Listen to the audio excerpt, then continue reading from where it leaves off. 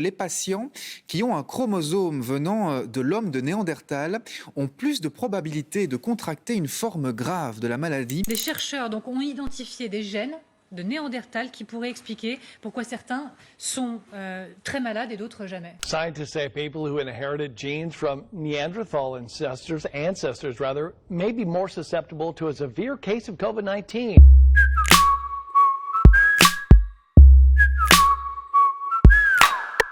Oui, c'est tout à fait vrai.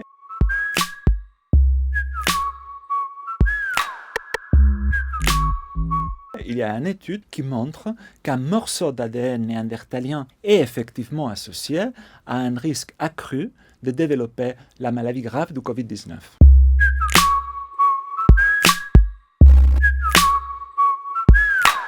Cette étude montre que certains Européens et une proportion très importante d'Asiatiques du Sud, comme les Indiens ou les populations du Bangladesh, portent un morceau de leur génome d'environ 50 000 paires de bases que pas seulement viennent de Néandertal, mais des mutations dans cette région ont été associées à un risque accru d'être hospitalisés, c'est-à-dire de développer la maladie sévère du Covid.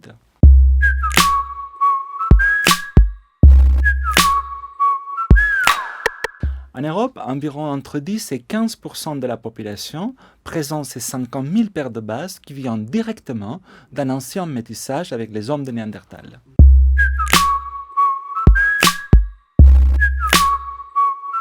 Nous ne savons pas toujours encore quel est le mécanisme, en fait, qui relie ce morceau d'ADN néandertalien dans nos génomes et la susceptibilité accrue à développer la maladie sévère du Covid.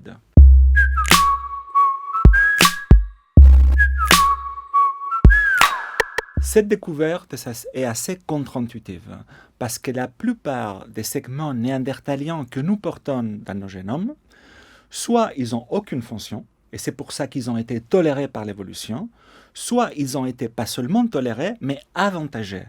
Or, dans ce cas-là, au lieu de nous conférer un avantage, comme une meilleure résistance à la grippe, par exemple, nous confère une vulnérabilité accrue à développer la maladie grave du Covid. Ça s'explique parce que simplement, ce qu'on a hérité il y a 40 000, 50 000 ans de Néandertal, à l'époque, ce morceau d'ADN néandertalien devait être positif pour nous apporter un avantage pour la survie, mais avec les changements de mode de vie et l'apparition d'ailleurs de nouvelles épidémies comme celle du Covid, les mêmes morceaux d'ADN, les mêmes mutations que dans le passé étaient avantageuses pour notre survie, aujourd'hui peut se révéler être associées à des fonctions délétères comme les allergies et en l'occurrence, ce qui montre cette étude, c'est à la maladie sévère du Covid-19.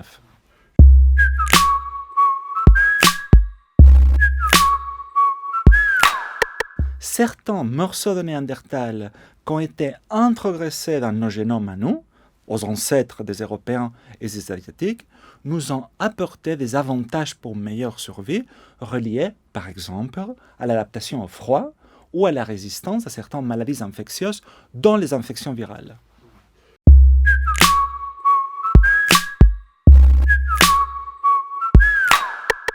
Le protocole pour comprendre quels sont les morceaux dans nos génomes à nous qui viendraient de Néandertal, c'est simplement comparer nos génomes, par exemple mon génome à moi, avec le génome de Néandertal.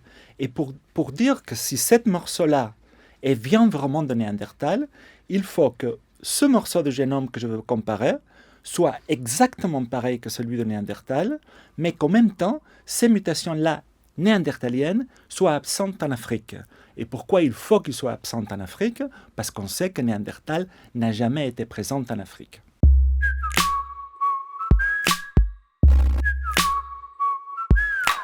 Le lien entre un morceau néandertalien et le lien avec le Covid est simplement parce que dans cette étude, les auteurs ils ont trouvé que ce morceau de 50 000 paires de bases dans le chromosome 3 vient de Néandertal.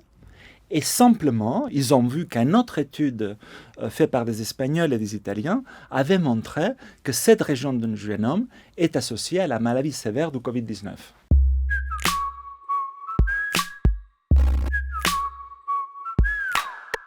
Aujourd'hui, on ne sait pas exactement quel est l'impact fonctionnel les mutations néandertaliennes dans ce gène dans le Covid. On l'a justement associé, c'est ce qu'on dit en étude d'association, c'est-à-dire qu'on sait que les gens qui portent ces mutations-là néandertaliennes ont plus de risques d'avoir une maladie grave. Mais on ne connaît pas les mécanismes immunologiques sous-jacents. Dans mon laboratoire, une chose que cette étude nous a tout de suite inspiré à faire, c'est par des techniques de ce qu'on appelle les ciseaux moléculaires, c'est-à-dire on peut prendre des cellules humaines et mettre les mutations une par une, les mutations néandertaliennes, et donc avoir une idée de quelle est la fonction immunologique de ces mutations-là néandertaliennes.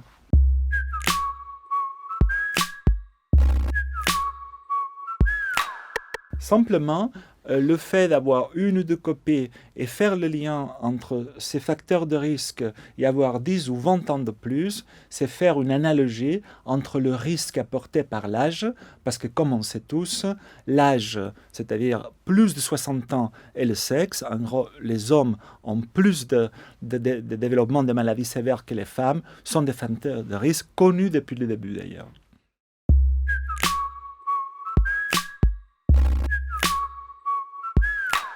Environ 13% des Européens, on est porteurs de ce variant. Il ne faut pas qu'on s'inquiète parce que ça ne veut pas dire que si vous avez ce variant, vous allez développer la maladie.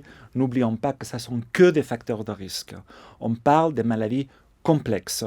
On ne parle pas des maladies, ce qu'on appelle en jargon mendélienne, qui veut dire que si vous avez telle mutation, vous allez développer la mucoviscidose, par exemple. Là, c'est clair.